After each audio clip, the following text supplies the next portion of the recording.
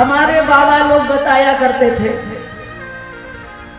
हमारे बाबा बताया करते थे कि एक समय वो था जब हमारे क्षेत्र में कोई शादी संबंध लड़की का होता था तो सभी लोग मिलकर के ये कहते थे चलो उसके यहाँ चल कर के काम करवाएंगे, उसका सहयोग करेंगे तो उसे कुछ राहत मिलेगी और हर तरीके से ये कार्य संपन्न हो जाएगा।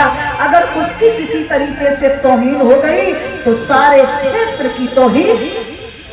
तो सुमित का विस्तार कितना था, क्षेत्र भर की जनता में सुमित थी, सलाती, एकता थी।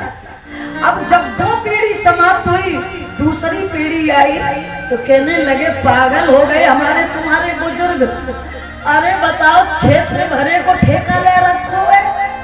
अरे बोले क्षेत्र को छोड़ो, अपने अपने मौजा में आ जाओ। जैसे 10 गांव का मौजा है या 5 गांव का मौजा है, बोले उतने ही में रहो। सुमित क्षेत्र से सुकड़ी और मौजे में आ गई 10 गांव में। लेकिन जब वो पीढ़ी खत्म हुई तीसरी पीढ़ी आई तो बोले हमारे आपके बुजुर्ग तो बिल्कुल ही बुद्धि से बेकार हो चुके हैं। बोले क्या करना चाहिए? अरे बोले 10 गांव को मौजा है। अरे 10 गांव लोगों फेंका क्यों ले रखो है?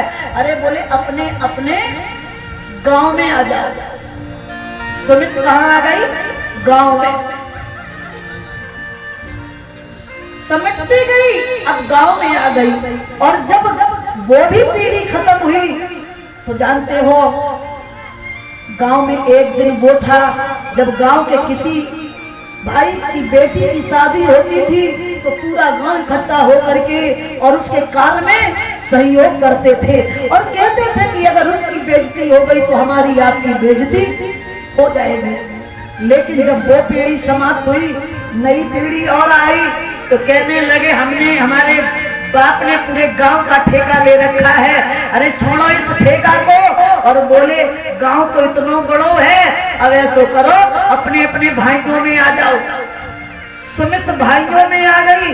लेकिन जब वो भी पीढ़ी खत्म हुई, आज का समय वो आ गया कि सगे भाई के घर में कोई काम चल रहा है, दूसरा भाई अंदर पड़ा लेटा हुआ है और कह रहा है अरे क्यों अपनी रात बर्बाद करें, बदनामी होगी तो भाई की होगी, हमारे से कोई फर्क। बोले मेरे मूंछ पे कोई अंतर नहीं होगा।